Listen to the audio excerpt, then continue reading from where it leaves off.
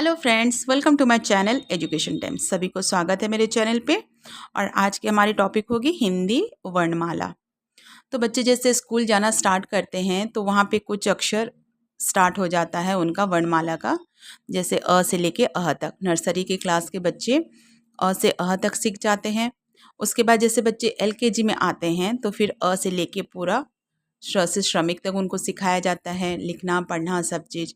फिर जैसे ही बच्चे यूकेजी में आते हैं तो बहुत अच्छे से उनका क्लियर हो जाता है वर्णमाला।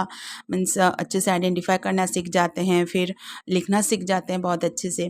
फिर उनको बताया जाता है कि वर्णमाला जो है वो 2 प्रकार के होते हैं और वो कौन-कौन से होते हैं और उनको क्या बोला जाता है, ये सारी चीज़ें उनको बताया जाता है। तो सबसे पहले स्टार्ट करते हैं हम। वर्णमाला जो है 2 प्रकार के होते हैं, स्वर वर्ण और व्यंजन वर्ण।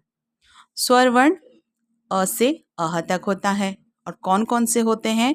अ, आ, ई, बड़ी ई, उ, बड़ा ऊ, री, ए, ऐ, ओ, औ, अं, अह।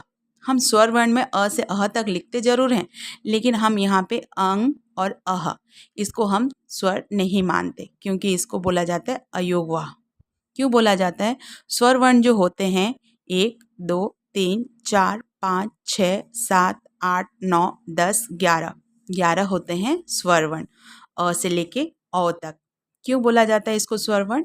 क्योंकि जो स्वर वर्ण होता है उनको कोई दूसरे व्यंजन की सहायता नहीं लेना पड़ता। जब उनको बोला जाता है स्वर वर्ण को तो उनको दूसरे व्यंजन की सहायता नहीं लेना पड़ता। इनका खुद का ही स्वर रहता है अ, आ, ई, ई, उ, ऊ, री, ए, ऐ, ओ, औ। इनको दूसरों की सहायता नहीं लेना पड़ता। अब जो अंग और अह है इसमें एक दूसरा अक्षर भी जुड़ा हुआ है, अंग। तो न का साउंड आ रहा है इसमें, अह, अ के साथ ह साउंड सुनाई दे रहा है, इसीलिए ये स्वर में नहीं आते। इनको बोला जाता है अयोगवाह। ये हो गया हमारा स्वर वर्ण। कितने होते हैं? अ से औ 11 स्वर वर्ण होते हैं, 2 अयोगवाह होते हैं। इसको क्लियर कराना रहता है बच्चों को। उसके बाद आते हैं हम व्यंजन। व्यंजन वर्ण होते हैं क से लेके ह, 33 होते हैं। व्यंजन वर्ण कितने होते हैं? 33। और इसको व्यंजन वर्ण क्यों बोला जाता है? जितने भी क से ह तक जो व्यंजन होते हैं इनको स्वर की सहायता लेनी पड़ती है। जितने भी हम शब्द बोलते हैं, वाक्य बोलेंगे, फिर है ना, लिखते हैं, तो वो खुद का उनका कुछ नहीं रहता। इनके साथ जो व्यंजन वर्ण रहता है उनके साथ स्वर जोड़ के ही हम कुछ लिख सकते हैं या फिर बोल सकते हैं।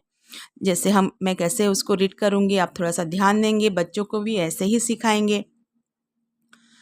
क, ख, तो इसमें जैसे क है, क के लास्ट में हमको क्या सुनाई दे रहा है? क, अ सुनाई दे रहा है। तो क के साथ क्या जुड़ा हुआ है?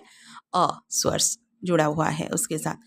ख, ग, घ, अंग, च, छ, ज, झ, न्य, ट, ठ, ड, ढ, अण, त, थ, द, ध, न, प, फ, ब, भ, म, य, र, ल, व, श, श, स, ह।